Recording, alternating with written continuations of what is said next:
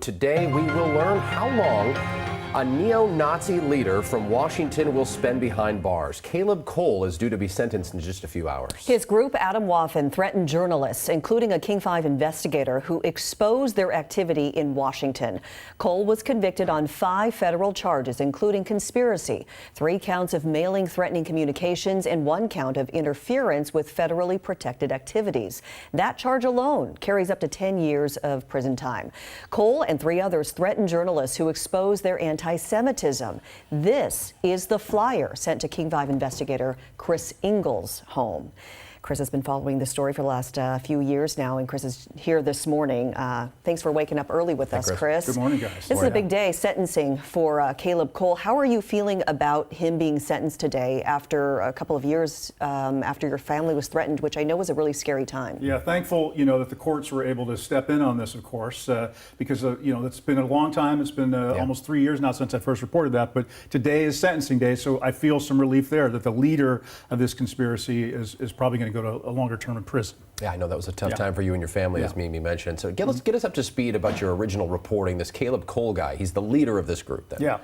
Yeah, there was something really unusual that the FBI did in this case. They went to local authorities and asked them to file what's called a red flag order against Kaleb Cole, who lived in Arlington at the time. And that red flag order is basically a civil order to remove his firearms, to take his firearms, as if he was a guy convicted of a crime, although he has no criminal history. And that was very unusual, the feds tapping into this Washington state law. And that led us to investigate Kaleb Cole, and we learned that he was leading this group of people with this, and we saw this really chilling video from the internet where they were in the woods of western Washington, up in the Skagit County area, practicing with firearms for what this group, Atomwaffen, sees as a coming race war. So they were a real scary bunch. You see some of that video there. Right. And so this trial moved really quickly. I mean, it only took about 30 minutes for deliberation.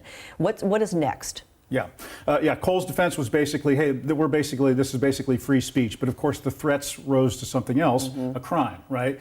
So what's next is the sentencing, and then, keeping an eye on the groups like Atomwaffen, because although that group might not exist by name, we know there's some like-minded people out there, some followers who may still be out there circulating hate. So it's something that we're keeping a very close eye on. Yeah. Again, how much time could he spend behind bars? Yeah, it's hard to say with all the crimes together, but the prosecution is asking for a little more than 7 years, and the defense is asking for less than half that. And there's something called a pre-sentence report that puts it around 7 years. So we're looking somewhere around that 7-year sentence as a possibility.